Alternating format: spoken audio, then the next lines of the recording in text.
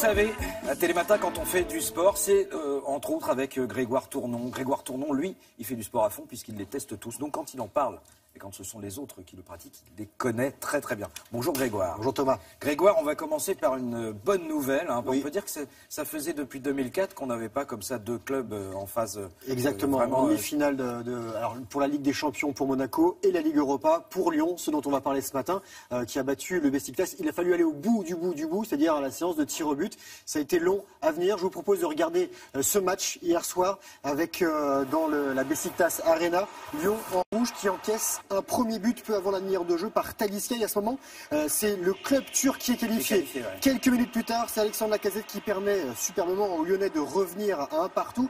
Et c'est l'OL là qui est qualifié. À la reprise, Talisca, encore lui, redonne l'avantage au Beşiktaş qui mène désormais 2-1.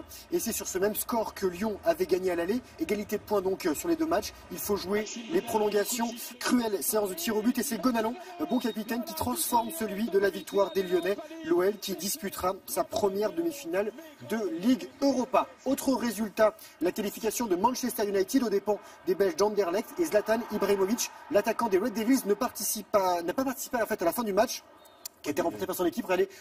Il a une mauvaise réception, on va le revoir au ralenti, on a mal pour lui, on parle peut-être de ligament touché, donc ce serait une fin de saison pour le géant suédois. Fin de saison qui termine très très mal. Et puis en ce moment il y a le tournoi à Monte-Carlo, un tournoi qui a fait beaucoup parler de lui parce qu'il y a un certain nombre de surprises. Alors, il y a une bonne surprise pour le tenant du titre, Nadal, et une mauvaise pour le numéro 1 qui s'est fait sortir, Andy Murray. On va commencer par lui, regardez Andy Murray qui quitte le Rocher, le leader du classement de retour de blessure au coude droit, a été éliminé dès son deuxième match à Monte-Carlo. L'Écossais a été battu en huitième de finale par Ramos, 6-2, 2-6, 5-7.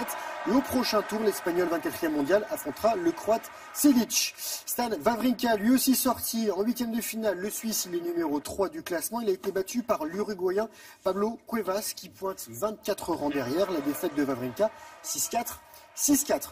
Novak Djokovic, lui, a passé une belle soirée à Monaco. Le numéro 2 mondial, vainqueur ici en 2013 et en 2015, a tout de même bataillé pour se hisser en quart. Il a eu besoin de 3-7 pour venir à bout de Pablo Carreno Busta, espagnol, 19e mondial. Le score, 6-2, 4-6, 6-4. Et Rafael Nadal, voilà, le tenant du titre, sacré à 9 reprises, ici a surclassé Alexander Zverev, l'Allemand qui est 20e mondial, qu'on annonce comme le futur numéro 1. Je rappelle que l'Espagnol, lui, a été numéro 1, il est actuel numéro 7. Il s'est imposé 6-1. 6-1, ce qui a apparemment énervé son adversaire, Zverev, qui en a éclaté sa raquette. C'était le jour de ses 20 ans, donc sa maman lui a offert une nouvelle raquette. Mais je crois qu'on n'a pas le droit de faire ça sur le court, c'est même passible d'amende. Ça coûte cher. Donc non seulement ça coûte la raquette, mais ça coûte surtout... Après les raquettes, je pense qu'il ne les compte pas, le garçon. Voilà, on va dire qu'il ne les paye pas même. Non, voilà, il ne les paye pas. Et puis on va passer à un sport que j'adore personnellement, c'est le judo. C'est vrai que la France quand même particulièrement brillante en judo. En judo, ça se passe plutôt bien pour les Français. Et notamment pour la première journée de l'Euro, ça se passe à Varsovie en Pologne avec une Française, 2 même sur le podium. Regardez, première Marseillaise pour Priscilla Nieto, championne d'Europe des moins de 57 kilos. Et sur le même podium à droite de votre écran, sa compatriote Hélène Recevaux qui est en bronze.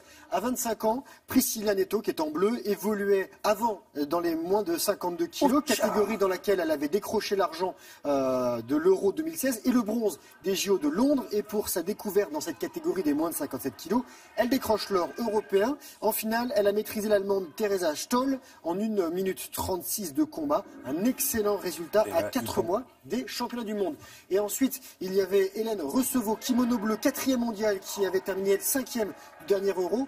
Et résultat qui lui avait barré la route pour les Jeux Olympiques de Rio. Hier, ça s'est bien passé. Du bronze, elle a battu la Russe Irina Zabloudina. Et c'est le premier podium international de la Française. Et pour terminer, les femmes à l'honneur encore dans Télématin avec un rallye 100% féminin, le Trophée Rose des Andes, 4e édition, qui est lancé cette semaine de Salta au nord-ouest de l'Argentine. C'est splendide. Au menu, voilà, 2500 km de très belles images le long de la cordillère des Andes. 110 concurrentes, elles sont 2 par voiture.